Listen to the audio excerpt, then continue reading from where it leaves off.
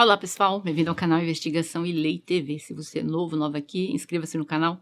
Meu nome é Sandra Dias, sou advogada e ativista contra o tráfico humano. Toda semana eu estou aqui trazendo casos, terça e sexta, casos solucionados, casos sem solução e também de desaparecimentos misteriosos. Vamos ao caso de hoje. Esse é o caso de Tyler Edmond, de 13 anos na época dos fatos. Esse caso ocorreu em 12 de maio de 2003 em Starkville, no Mississippi. Tyler é filho de Sharon Clay e Danny Edmonds, mas o pai do Tyler foi totalmente ausente da vida dele e da irmã dele por muitos e muitos anos. E a mãe do Tyler entrou naquele dia no gabinete do xerife sem saber que ali o seu filho estava sendo interrogado sozinho. E nós já chegamos lá, vamos começar. Por que esse menino de 13 anos foi parar dentro de uma delegacia? E por que a mãe dele foi chamada, sendo que ele já estava sendo interrogado por algum bom tempo sozinho? O Tyler, ele confessou que ele tirou a vida de Joey Fugan. Joey era casado com a irmã do Tyler. Acontece que o Tyler era inocente, gente, e estava assumindo a responsabilidade para proteger a sua irmã. O Tyler, ele amava demais a irmã dele e ele até escreveu em uma das suas redações escolares, quando muito novinho, ele disse assim, abre aspas, eu amo minha irmã mais do que a mim mesmo, fecha aspas. Infelizmente, ela usou o amor do irmão de 13 anos e o manipulou. Vamos voltar aqui no tempo para saber como que tudo isso aconteceu. O Tyler estava esperando a irmã dele mais velha terminar de fazer as malas porque eles iriam viajar para a praia. E eis que ele ouviu um barulho bem alto vindo de dentro da casa. Mas sem saber que algo havia ocorrido dentro da casa, eles saíram e foram viajar. E ali aproveitaram o dia, passaram o dia na praia e tal. Mas o celular da irmã dele, da Christy, começou a tocar insistentemente. Eram as pessoas ligando para dizer para ela que encontraram o marido dela, o Joey, sem vida, em casa. Como esposa do Joey, a Christy rapidamente se tornou a principal suspeita no caso. E isso não foi nenhuma surpresa, já que todos na cidade sabiam que o casal tinha vários problemas. O casal participou de um programa de televisão famoso nos Estados Unidos e em um episódio no ar, a Christy revelou que o último filho do Joey não era realmente o filho dele. Ela tinha 3 filhos, mas segundo ela, o seu marido concordou em continuar com ela e ele disse que o que importava, de verdade, era o amor que ele tinha pela criança e que ele seria o pai dessa criança. A Christy, imediatamente, ela foi presa, como a polícia acreditou que ela tinha tirado a vida do marido dela. Mas, quando a polícia começou a interrogá-la, eles foram surpreendidos pelas respostas. A Christy basicamente diz que seu irmão, Tyler, de 13 anos, era o autor do crime, que, segundo ela, o Tyler tinha raiva do Joey. 2 dias após o fatídico dia, o Tyler foi levado, então, para o gabinete do xerife. E lá, sob o pretexto que eles tinham 1 ou 2 perguntas para fazer para ele. Uma vez lá, os policiais tiraram a mãe dele da sala enquanto outro policial conduzia o interrogatório do Tyler sozinho. Durante horas, o Tyler alegou sua inocência, até que os policiais revelaram que a Christy havia lhes contado que ele fez isso e ele dizia não, não, não, não. E o policial se inclinou, ficou na cara dele e disse, você está me chamando de mentiroso, garoto? E ele disse, não, não estou chamando você de mentiroso, mas não acho que minha irmã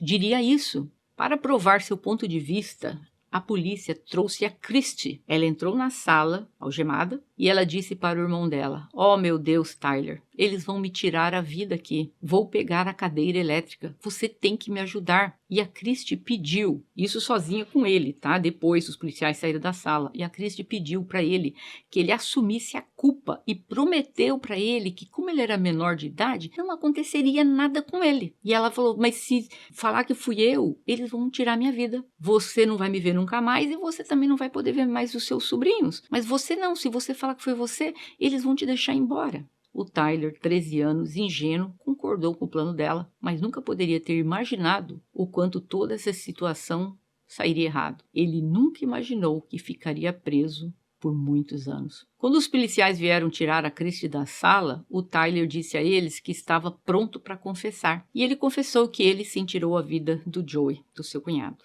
Ele foi para julgamento aos 13 anos e foi condenado à prisão perpétua, sem possibilidade de liberdade condicional até os 65 anos de idade. Ele disse que pena capital seria muito melhor do que ficar sentado lá 24 horas por dia pelo resto da vida dele. Ele, na ingenuidade dele, 13 anos, ele nunca imaginou que ele fosse passar um dia na cadeia. Ele não imaginava que a confissão dele o deixaria para sempre lá. Quando a mãe dele foi visitá-lo pela primeira vez na prisão, ele estava chorando. Quando ela se virou para ir embora, ele gritava: "Mamãe, por favor, não me deixe aqui." O Tyler disse que aquele tempo na prisão tirou tantas experiências que ele poderia ter aproveitado na adolescência fora da prisão e que, ao mesmo tempo, quantas experiências horríveis ele passou dentro daquela prisão. Ele disse: "Acho que nenhuma criança deveria passar por essa experiência." Por 5 longos anos, o Tyler definhou dentro do maior centro correcional para jovens dos Estados Unidos. Durante esse tempo, apenas uma pessoa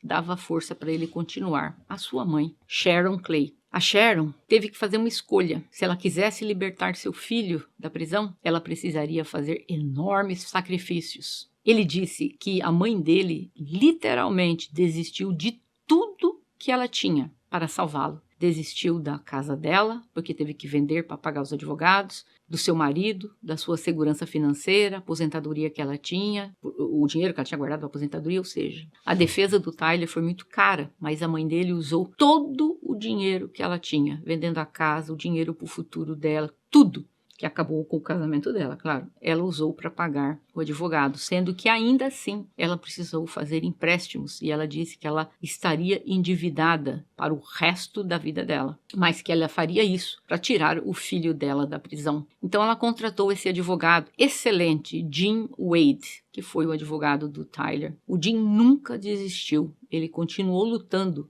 mesmo depois que o Tyler foi condenado. Ele estava convencido que houveram tantos erros no julgamento que isso precisaria ser revertido. Mas condenações revertidas no Mississippi são extraordinariamente raras. Mas o Dr. Wade se importava com a verdade, não com suas chances de vitória, como ele disse. Em 2007, a decisão do tribunal foi anulada quando ele descobriu que o patologista que trabalhou no caso não era certificado. A promotoria não queria um novo julgamento. Em vez disso, eles ofereceram ao Tyler, que então já estaria com 18 anos, um acordo de confissão do caso como culposo, não doloso, ou seja, a pena seria muito menor e disseram que, e garantiriam, né, ali por escrito e tudo mais, a sua libertação em alguns meses, se ele se declarasse culpado de ter tirado a vida do Joey, porque ele teria um novo julgamento. Mas o Tyler, ele era inocente e ele estava pronto para arriscar tudo num segundo julgamento para provar isso. Olha a resiliência desse menino. A pessoa está ali dizendo: olha, confessa que foi você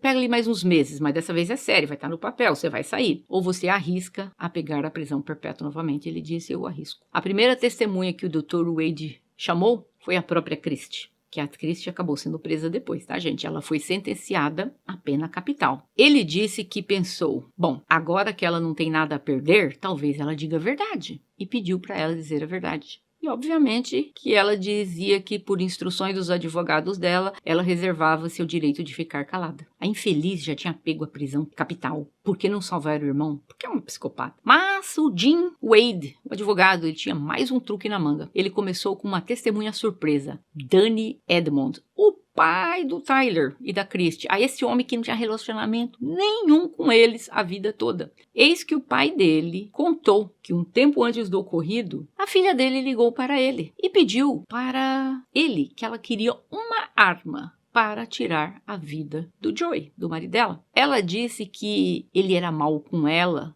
e com as crianças. O pai dele disse: apenas o deixe.